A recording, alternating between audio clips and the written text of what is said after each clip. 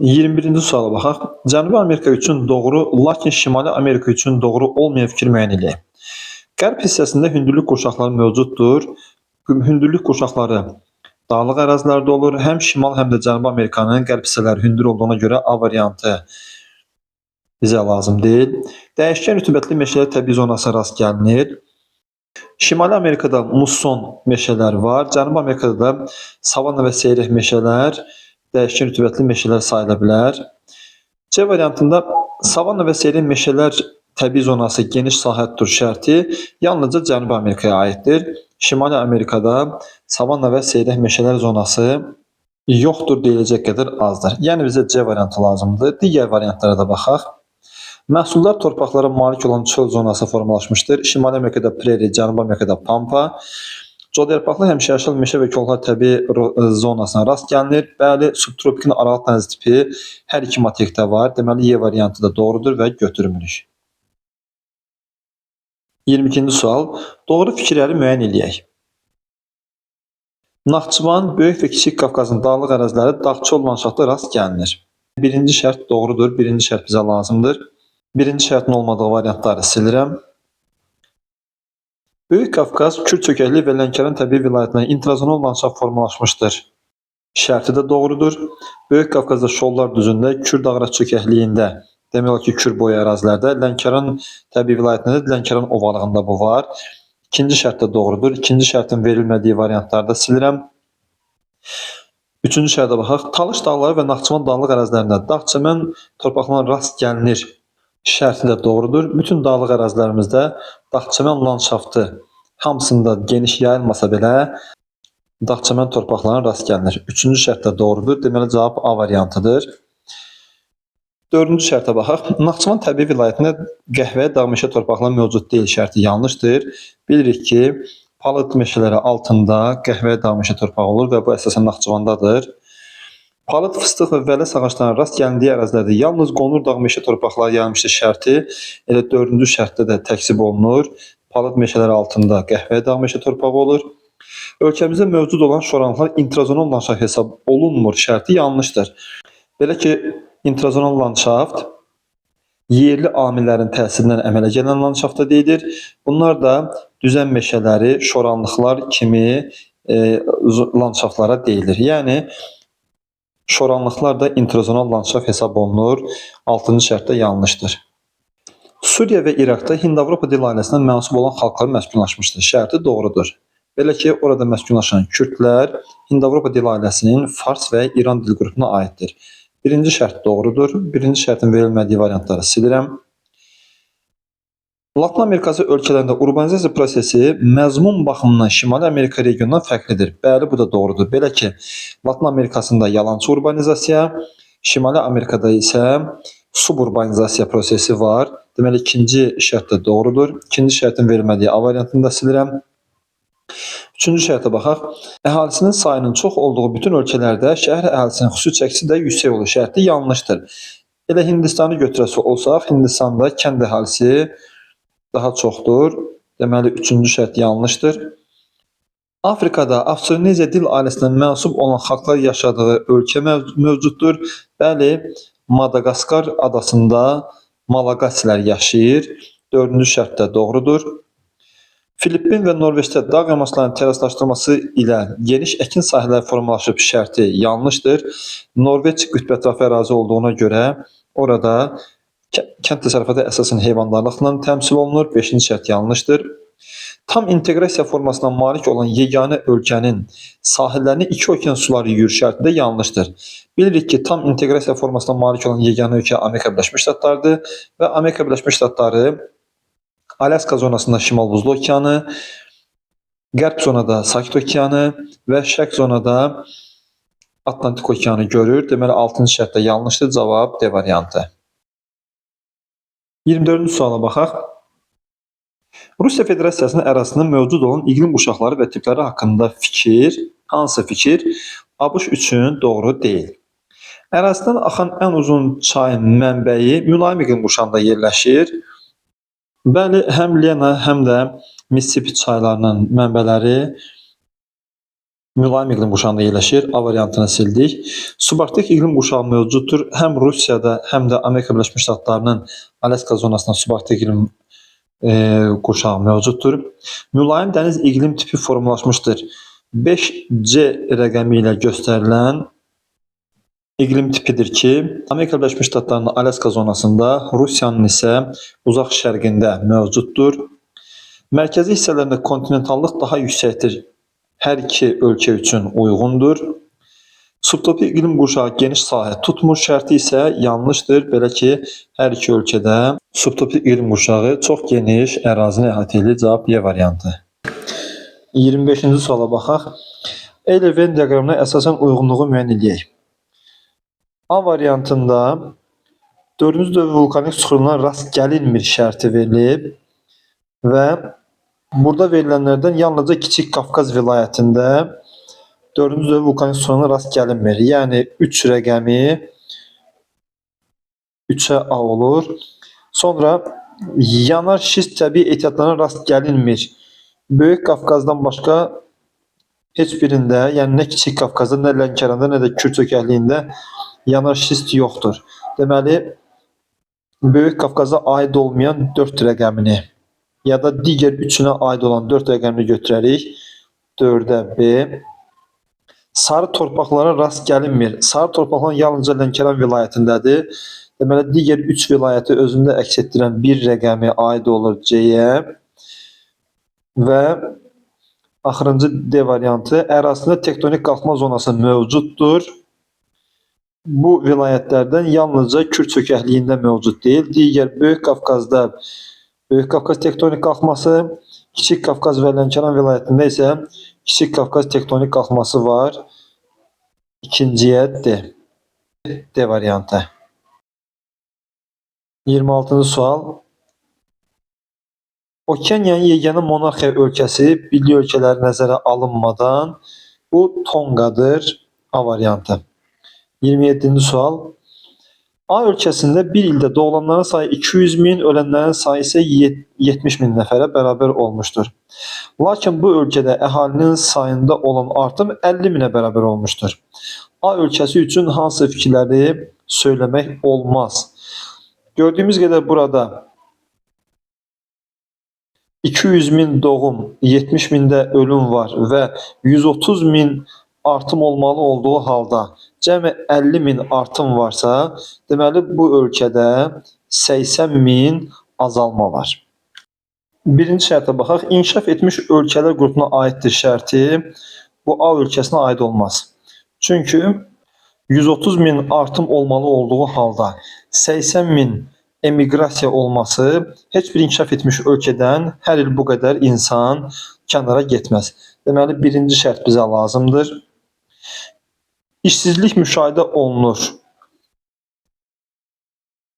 Şərti doğrudur. Belə ki, bu qədər artımı olan ölkədə təbii ki, işsizlik olar. İkini götürmürük. Yalançı urbanizasiya prosesi baş verir. Şərti də doğrudur. İşsizliyin çox olduğu yerdə yalançı urbanizasiya da olar. Yaşlı əhalinin xüsusi çəkisi yüksəkdir. Şərti yanlışdır. Çünki yaşlı əhali inkişaf etmiş ölkələrdə olar. Amma bu ölkə inkişaf etmiş ölkə kriteriyasını daşımır. 1-4. İqtisadiyyatın 4-cü sektoru yaxşı inkişaf etmişdir. Bu da inkişaf etmiş ölkələrə aiddir. Deməli 5. Demoqrafik keçidin ikinci mərhələsindədir şərti isə doğrudur. İnkişafda olan ölkələrdə əsasən demoqrafik keçidin ikinci mərhələsi olur. 6-cı şərt də yanlışdır. Cavab C variantı. 28-ci suala baxaq. Ümumdaxili məhsulun ümumi həcminin 100 milyard Amerika Birləşmiş Ştatları dollardan çox olduğu ölkələri müəyyən edək. 11-ci sinif dərsliyində dünya üzrə ümumdaxili məhsulun həcmi Amerika Birləşmiş Ştatları dolları ilə xəritə sxeminə baxsaq, görərək ki, burada söhbət Qazaxıstan, Filippin və Nigeriyadan gedir. Yəni cavab A variantı. B variantında Paragvay, C variantında Estoniya, D variantında Latviya və Y variantında Monqolistan ümumi daxili məhsulun həcminin 100 milyarddan az olduğu ölkələrdir. 29-cu sual. Uyğunluq gözlənilmişdir. Neft, dəmir filizi və boksit hər üçü Venezuelada var. Deməli A variantı doğrudur. B variantında Malaziyada kətan olmaz. C variantında Fransada təbii kauçuk olmaz. D variantında Türkiyədə şəkər qamışı olmaz. Y variantında İslandiyada soya olmaz. 30-cu sual. İqtisadi rayonların xəritə sxeminə və el-Venn diaqramına əsasən uyğunluğu mənləyin. A hərfi ilə Milmuğan,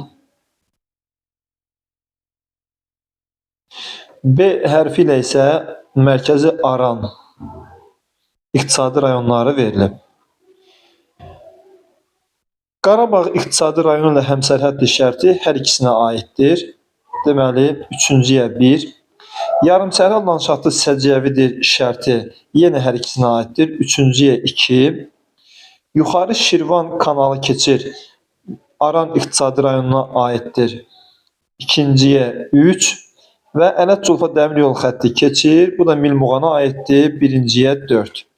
Cavab B variantı. 31-ci suala baxaq. Xəritə sxemə əsasən 1, 2, 3 rəqəmi ilə göstərilən ölkələri 4, 5 və 6 rəqəmi ilə göstərilən ölkələrdən fərqləndirən xüsusiyyətlər.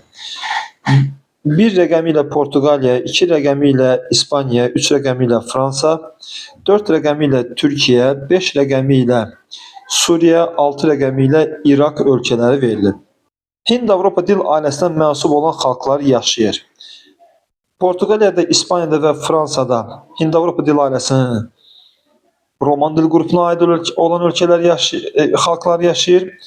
Türkiyədə, Suriyada və İraqda isə Fars dil qrupuna aid olan kürdlər yaşayır. Deməli, A şərti yanlışdır. NATO və Avropa İttifaqı üzvü olan ölkələrdir. Bəli, 1, 2, 3 rəqəmi ilə göstərilən hər 3 ölkə NATO və Avropa İttifaqına üzvdür. Ancaq 4, 5, 6 rəqəmlərlə göstərilən ölkələrdən yalnızca Türkiyə NATO-ya üzvdür. Ancaq qalan heç biri nə NATO-ya üzv deyil, nə də ki, heç biri Avropa İttifaqına üzv deyil. Deməli, B şərti bizə lazımdır.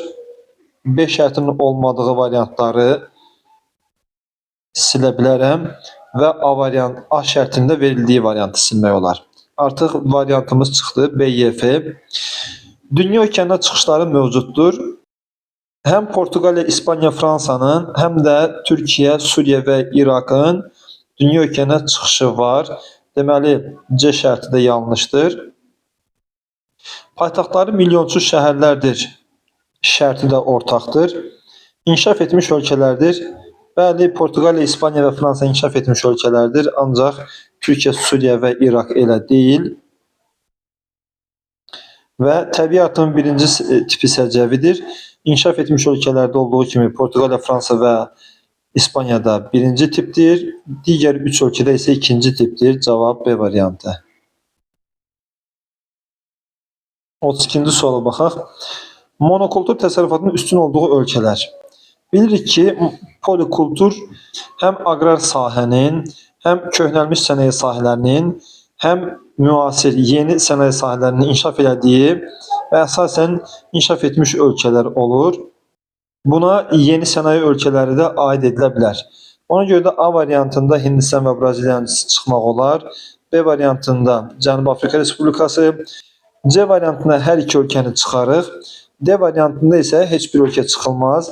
Hər ikisi monokultur təsərrüfatının üstün olduğu ölkələrdir. Y variantında da Singapur çıxılar. 33-cü sual. Doğru olmayan mülahizələri müəyyən edək. Laos və Vietnam ASEAN təşkilatına daxil olan sosialist ölkələrdir. Bəli, həm Laos, həm də Vietnam sosialist ölkəsidir və Cənub-Şərqi Asiya ölkələrinin birliyindədir. Birinci şərt doğru olduğu üçün götürmürük. Kanada və Avstraliya böyük yeddilik qrupuna daxil olan ölkələrdir.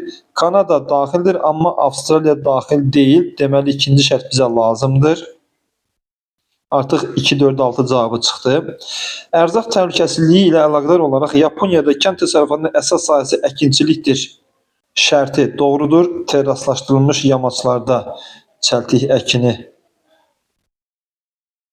doğru şərtdir. Şimali Afrikada Liviya, Əlcəzair və Misir OPEC təşkilatına üzv olan ölkələrdir. Şərti yanlışdır. Belə ki, Misir OPEC-ə üzv deyil. Qazaxıstan Mərkəzi Asiyada yerləşən türk dilli ölkələrin hamısı ilə həmsərhəddir. Şərti 38-ci sualdan da görünür. Özbəkistanla, Türkmenistanla və Qırğızstanla həmsərhəddir. 5-ci şərtdə doğru olduğu üçün götürmürük. Cənubi Amerikanın materik-daxili ölkələri dünyanın iri taxıl ixracatçılarıdır. Fikri də yanlışdır. Cənubi Amerikada ən iri taxıl ixracatçısı Argentinadır ki, onda Atlantik okeanına çıxışı var. Deməli 6-cı şərt də yanlışdır və biz 2-4 altını götürə bilərik. 34-cü suala baxaq. Kürün hər iki sahilində yerləşən və daxilində 2 şəhər mövcud olan inzibati rayon. A variantında Goranboy rayonunda 2 şəhər var, ancaq o Kürün yalnızca sağ sahilindədir. B variantında Şəmkir hər iki tərəfdə olsa da yalnızca bir şəhər var. C variantında yalnızca bir şəhər var. Tərtər rayonu Kürü görmür. Tovuzda isə Tovuz şəhərindən başqa Qovlar şəhəri də var və o Kürün hər iki sahilində yerləşir. 35-ci suala baxaq. Etnik tatların və udinlərin daha çox məskunlaşdığı müvafiq inzibati rayonlar. Tatlar Quba-Xaçmaz zonasında Quba rayonunda, udinlər isə Şəki-Zaqatala zonasında Qəbələ rayonunda məskunlaşmışlar. Cavab D variantı. 36-cı sual. Azərbaycan təsərrüfatının sahəvi strukturunda ən böyük paya malik olan sahələr. Təbii ki, bunun üçün mütləq sənayenin adı çəkilməlidir. A variantında sənaye olmadığı üçün çıxırıq. B variantında kənd təsərrüfatında olduğu üçün B variantı uyğun deyil. Belə ki, Azərbaycan kənd təsərrüfatı yönəlik ölkə deyil. C variantında isə sənaye, ticarət və xidmət hər üçü Azərbaycan təsərrüfat sahəvi strukturunda ən böyük paya malik olan sahələrdir. D variantında yenə kənd təsərrüfatı var. Y variantında isə tikinti uyğun cavab deyil. 37-ci suala baxaq. Cədvəldə verilən iqtisadi rayonlardan hansılarının yerlərini dəyişsək, onların əhalisinin artma ardıcılığı düzgün müəyyən etmək olar. Şərqi Zəngəzurun əhalisi 345 min nəfər. Qazax Tovuzun əhalisi 690 min nəfər. Gəncə Daşkəsənin əhalisi 612 min nəfər. Milmuğanın əhalisi 526 min nəfər və Mərkəzi Aran əhalisi 743 min nəfərdir. Bu siyahıdan da gördüyümüz qədər 2 və 4 rəqəmləri ilə verilən Milmuğan və Qazax Tovuz iqtisadi coğrafi rayonlarının yeri dəyişsə, ardıcıllıq düzgün olacaq. Cavab Y variantı. 38-ci suala baxaq. Xəritə sxemə əsasən cədvəldə verilmiş hansı sıralar doğrudur? 1 rəqəmi ilə Qazaxıstan, 2 rəqəmi ilə Özbəkistan, 3 rəqəmi ilə Türkmenistan, 4 rəqəmi ilə Tacikistan və 5 rəqəmi ilə Qırğızstan ölkələri verilir. Birinci sıraya baxaq. 1, 3, 5, yəni Qazaxıstan, Türkmenistan və Qırğızistan əhalinin əksəriyyəti türk dil qrupunun eyni qoluna mənsubdur. Şərti yanlışdır. Çünki Qazaxlar və Qırğızlar Qıpçaq dil qrupuna, Türkmənlər isə Oğuz dil qrupuna aiddir. Deməli, birinci şərt yanlışdır. Birinci şərtin verildiyi variantları silirəm. İkinci sıraya baxaq. 1, 2, 3, yəni Qazaxıstan, Türkmenistan və Özbəkistan ölkələri neft və təbii qaz ehtiyatları ilə zənginlə şərti doğrudur. İkinci şərt bizə lazımsa deməli C variantında silmək olar. Üçüncü sıraya baxaq. 2, 4, 5 Türkmenistan, Özbəkistan və Tacikistan. Kənd təsərrüfatının aparıcı sahəsi heyvandarlıqdır şərti yanlışdır. Çünki bu ərazilər subtropik iqlim qurşağının kontinental tipindədir və isti ərazilər heyvandarlıqdan daha çox əkinçiliyə meyl eləmiş olur. Dördüncü sıraya baxaq. 2, 3, 5, yəni Özbəkistan, Türkmenistan və Qırğızistan. Hind-Avropa dil ailəsinə mənsub olan ölkələrlə həmsərhəddirlər. Bəli, Türkmenistan və Özbəkistan müvafiq olaraq İran və Əfqanistanla, Qırğızistan isə Tacikistanla həmsərhəddir. və İran, Əfqanistan və Tacikistan hər üçü Hind-Avropa dil ailəsinin Fars və ya İran dil qrupuna aiddirlər. 4-cü sırada doğrudur. Deməli, Y variantında eləmək olar. 5-ci sıraya baxaq. 1, 2, 3. Qazaxıstan, Özbəkistan və Türkmənistan. Ərazilərin bir hissəsi Cavan platformada yerləşir şərti doğrudur. Hər üç ölkənin bir hissəsi Turan Cavan platformasında yerləşir. 5-ci şərt də doğrudur. 6-cı şərtə baxaq. 6-cı sıraya. 3, 4, 5 rəqəmləri ilə verilən Türkmənistan, Qırğızistan və Tacikistan ölkələri əraziləri fəal vulkanik zonada yerləşir şərti yanlışdır. Seismik zona desəydi və ya yenidən cavanlaşan ərazi desəydi qəbul edərdik. Amma burada fəaliyyətdə olan vulkan yoxdur. Deməli 6-cı şərt də yanlışdır. Cavab D variantı. 39-cu sual. Doğru fikirləri müəyyən edək. A variantı. Ərzaq və Kənd Təsərrüfatı Təşkilatı FAO və Ümumdünya Səhiyyə Təşkilatının məlumatlarına əsasən bir insanın günlük qidalanma norması 10,5 min kilokalori olmalıdır. Şərti yanlışdır.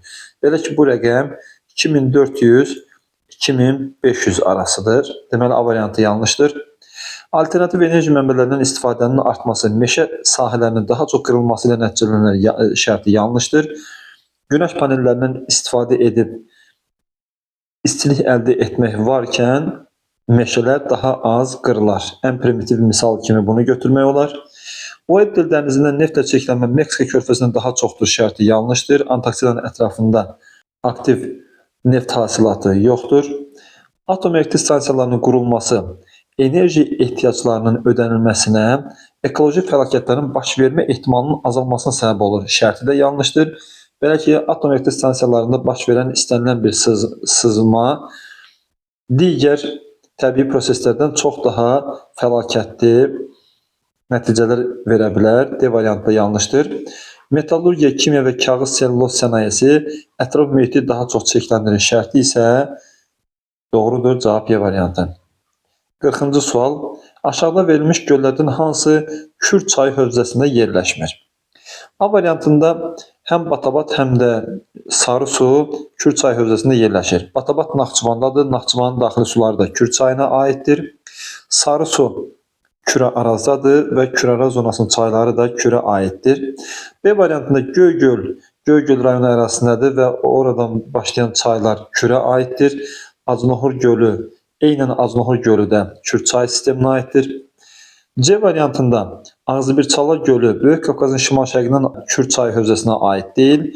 Masazır gölü Abşerondadır və Abşeron daxili suları da Kür çayı hövzəsinə aid deyil. Deməli, cavab C variantı. D variantında Ağgöl və Kür-Araz zonasında yerləşdiyinə görə Kür çayına aiddir. Böyük Alagöl vulkanik yaylada yerləşir. Vulkanik yayladan başlayan çaylar da Kür hövzəsinə aiddir. Y variantında Maral göl Göygöl rayonunda yerləşir və oradan başlayan çaylar da Kür hövzəsinə aiddir. Hacıqabul gölü isə elə Kür çayının axmazıdır. Deməli, Y variantı yanlışdır.